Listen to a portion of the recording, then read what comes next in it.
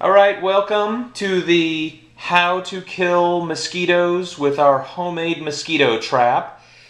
As you see here, we're going to need three things. We're going to need brown sugar.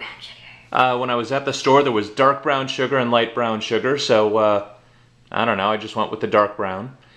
We're also going to need some yeast. So I just got that at the store. That yeast is awesome. Yes, it is awesome. Oh, by the way, when I was at the store, they had active dry yeast, and they also had fast rising yeast. So I didn't get the fast rising yeast. I'm just letting you know that because you may see that when you get to a store. My thought is, first of all, in none of the explanations anybody on the net had about this trap did they talk about the fast acting. My other thought is fast acting is probably not going to last as long. This mosquito trap should last for 2 weeks before you have to mix everything back again. This is just a plain old 2-liter bottle. 2 liters. Yes, 2 liters. That's my helpful assistant. And what we're going to do is we're going to construct a mosquito trap. And basically what's going to happen is we're going to put some water in here, and we're going to mix the brown sugar in, and then we're going to pour the yeast in. And you're going to see how we cut the bottle in a second, but it's going to create carbon dioxide, which is going to attract the mosquitoes, and we're going to trap them in here. All right, the first thing we need to do is we need to cut the 2-liter bottle in a straight line as the dog outside starts barking. Keep going, my trustful helper. Uh-oh. We have a water leak. That's fine. Just go ahead and clip that last part. Yep. Okay. So what we have now is our bottom portion. Bottom portion. And we have our top portion. And here's actually what we're going to do. We're going to set this in there, and the mosquitoes are going to hopefully fly through this. Isn't it like that? So we are going to see what happens. But first we have to mix up our brew. All right, the next thing we need to do is take our 1 cup of water. Helper, come over here.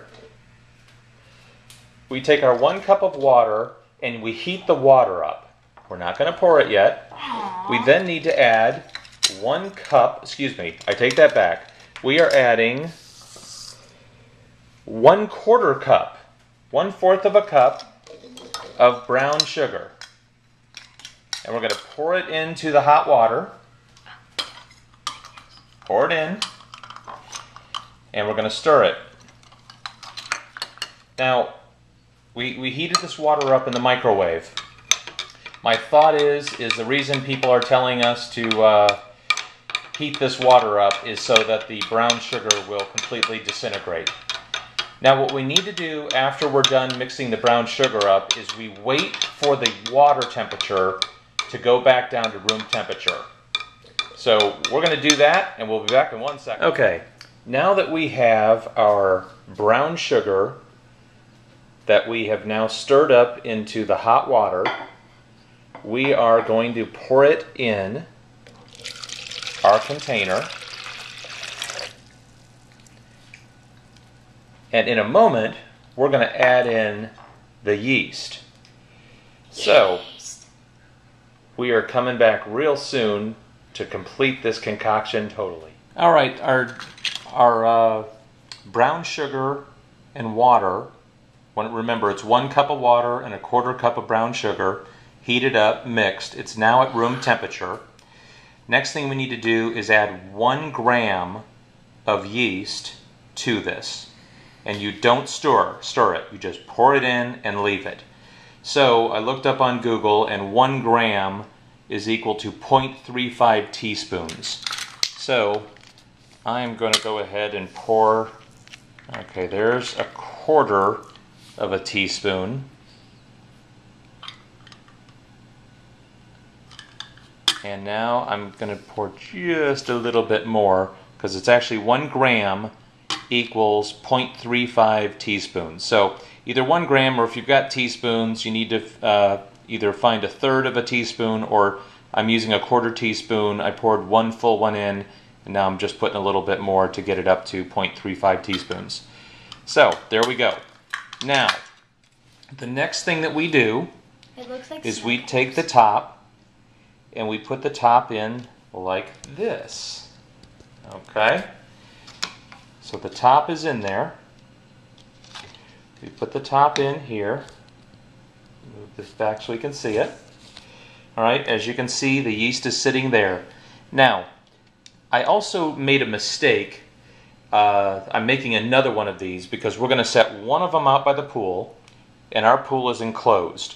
And we're also going to set one outside the pool, outside the enclosure. By the way, we're in Florida. We got lots of mosquitoes. So I want to see how they do one of them in the enclosure, because ever so often we get mosquitoes, and one outside the enclosure, which has tons of mosquitoes. So I just want to show you one of the things that I did that I screwed up on was this other one. I tried to cut it really close to the top, and if you cut it real close to the top, this thing just kind of falls through. So make sure when you cut the top off, you're cutting it at its widest point on the bottle. Just wanted to point that out. Now, the last thing we're going to do, and this is just a trash bag, and it needs to be black, and we're going to wrap it around, and we're just going to put a little bit of tape on it, and we're done. This is a do-it-yourself mosquito trap. So what we're going to do now is put it outside, and in a couple days we're going to shoot another video showing how well or how badly this is done. And here we are out by the pool. As I just want to show everybody, this is an enclosure, but the dog comes in and out here, and I'm getting ready to fix this, but we do have some mosquitoes in here.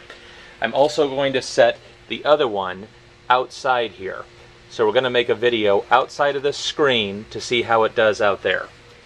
But that's what we've got inside here, and go ahead and hit the subscribe button to find out how well this thing turns out.